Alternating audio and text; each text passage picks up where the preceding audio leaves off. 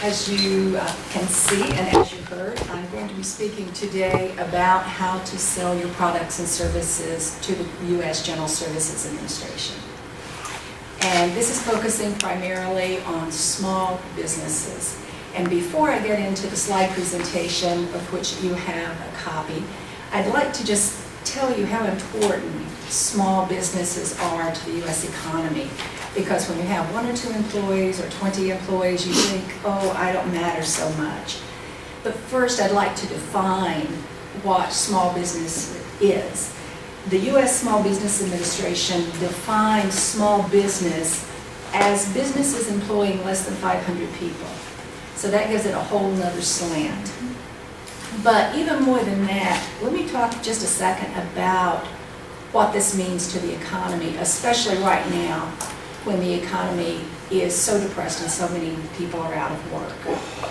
Would it surprise you to know that small businesses employ 50% of all non-farm and non-military workers? 50% of us.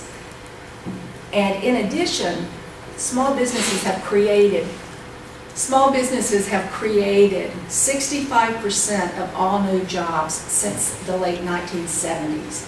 Again, a huge impact. 2009 statistics tell us that 12.4 million women-owned businesses generated $1.2 trillion in income.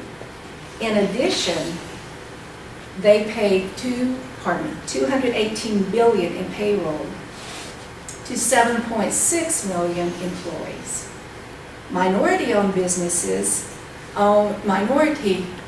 business owners owned 5.8 million businesses and generated $1 trillion in revenue and employed 5.9 million people.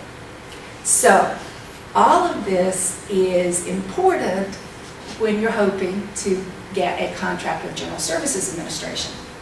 Because General Services Administration is basically, as the slide said, I won't read this, but these folks are big. They're the purchasing agent, the contracting agent for the federal government, as well as the property manager for federal buildings and the courthouses. And they award billions of dollars annually. So as a small business, I'm sure it would be nice for you to be able to get a portion of those contracts, of that money that you're spending annually. Next slide, please.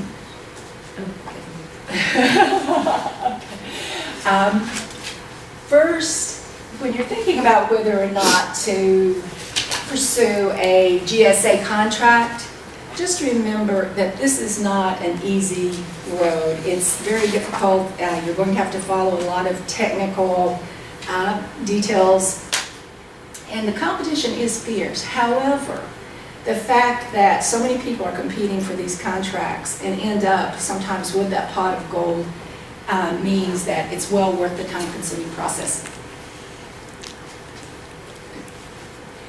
Next, please. When you're trying to determine if you would like to do business with the federal government, basically be honest and ask yourself if you're willing to put in all of the hard work that is required. And the first thing that you need to know about doing business with GSA is it is not interested in a startup business. You're going to have experience. You're going to have had customers who can vouch for the fact that you're delivering on time. And you're going to have to be financially stable. There's additional criteria here, but I won't get into that. The next thing you need to know is, and to determine, is who within the federal government is buying your product. Because you can't just start calling blindly and attempt to sell your product. So basically you can obtain a free report from the Federal Procurement Data Service that will tell you who the top 10 purchasers within the government are. If you'd like more details from the agency perspective of who is buying, how much they're using, etc., to help you focus your marketing, you can purchase a report for a cost. Next, please. If you've read all of this, you determine there's a market out there for your business, these are the mandatory steps, and these are the ones that cannot be shortchanged. And they're self-explanatory. Next, please. Basically, you're going to search FedBizOps to determine if there are opportunities for your, for your product. And if so, you're going to prepare a written offer for consideration. Next, please. You've done all of this, and you have a contract. When does the business start coming in? Well, maybe never if you do not do marketing. Basically, that contract says you can do business with us. So as soon as you get that contract, you need to start marketing yourself.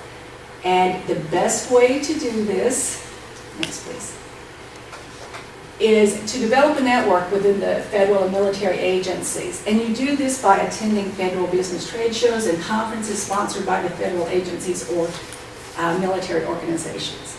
You have to be pleasantly persistent and keep your name and your product in front of these folks. You can't say, oh, I attended one of these conferences before. You attend them and you're there, just as you were marketing it one-on-one. Next, please. Basically, market your product, work hard, and you might end up with that pot of gold. Next, please.